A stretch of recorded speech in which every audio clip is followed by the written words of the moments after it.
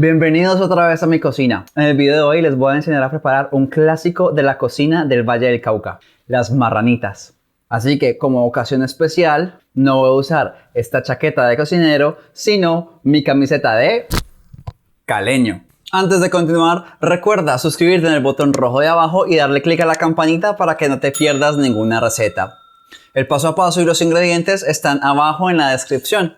Sin más preámbulos, vamos a prepararlas. Lo primero que tenemos que preparar para hacer nuestras marranitas es nuestro chicharrón. Así que vamos a coger nuestra panceta de cerdo o tocino y lo vamos a cortar en trozos para poderlos cocinar. Y una vez tengamos lista nuestra panceta, en agua hirviendo vamos a agregar sal y la vamos a poner a cocinar durante 30 minutos. Les recomiendo que la olla la dejen entreabierta porque el cerdo al empezarse a cocinar va a generar espuma y esta puede crecer y se nos puede regar por la olla, así que es preferible dejar la olla entreabierta para que el vapor pueda escapar. Vamos a sacar nuestros pedazos de tocino de la olla y los vamos ahora sí a cortar en trozos bien chiquiticos. Es muy importante que para las marranitas el chicharrón quede pequeño para que no sea difícil al momento de morderlas. Una vez ya tengamos listos estos trozos de tocino, los vamos a poner en un caldero que esté muy caliente porque la idea es que el tocino comience a freír en su misma grasa para así empezar a secarse y dejar ese delicioso y crocante chicharrón que tanto nos gusta a nosotros aquí en Cali. Vamos a ver que la cantidad de grasa que empieza a soltar es mucha. Lo que podemos hacer es pasarlo por un tamiz. Eso sí, que el tamiz sea de metal porque esto está hirviendo y como está tan caliente, si lo hacen en un tamiz que sea de plástico o de nylon, se les va a derretir.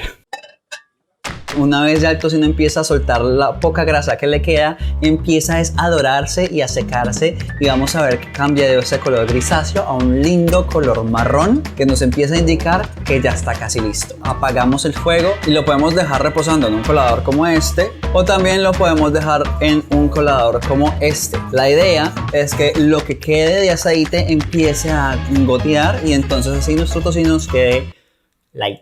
Y lo que sigue es preparar nuestro plátano verde. Lo que vamos a hacer es pelarlo y un tip para pelarlo es que con esta parte del cuchillo lo golpeen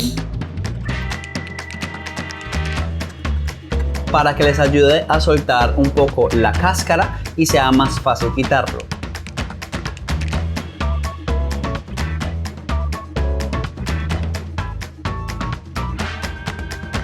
Vamos a cortar troncos más bien grandes. Yo saco entre 4 y 5 tronquitos.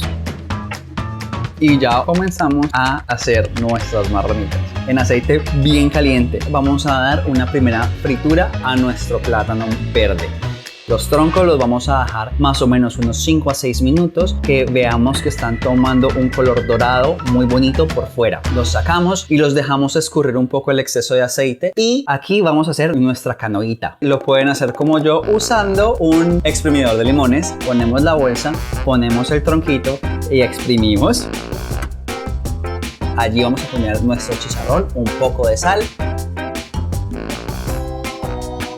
Y cerramos así para que se cierre y se peguen sus almidones para cerrar nuestra marranita y tener esa linda bolita de plátano relleno con chicharrón. Es muy importante que esto se haga cuando el plátano está caliente porque es el calor lo que tiene activados los almidones y es lo que va a permitir que se selle y se pegue entre sí mismo. Si esperamos a que el plátano esté frío, entonces ya no se va a pegar y se nos va a desmoronar. Cuando ya tenemos listas y formadas nuestras marranitas redondas rellenas de chicharrón, vamos a pasar a hacer la segunda fritura. Y esta segunda fritura es rápida, son unos 3-4 minutos en aceite también muy caliente, que es para darle ese crocante característico de las marranitas. Las vamos a secar, las vamos a dejar escurrir, que se quiten el exceso de aceite porque esto es una preparación muy fit y ya estamos listos para comérnoslas. Esta preparación es muy buena para hacer una entrada o un tentempié o para ofrecerlas en una reunión de amigos. Es deliciosa.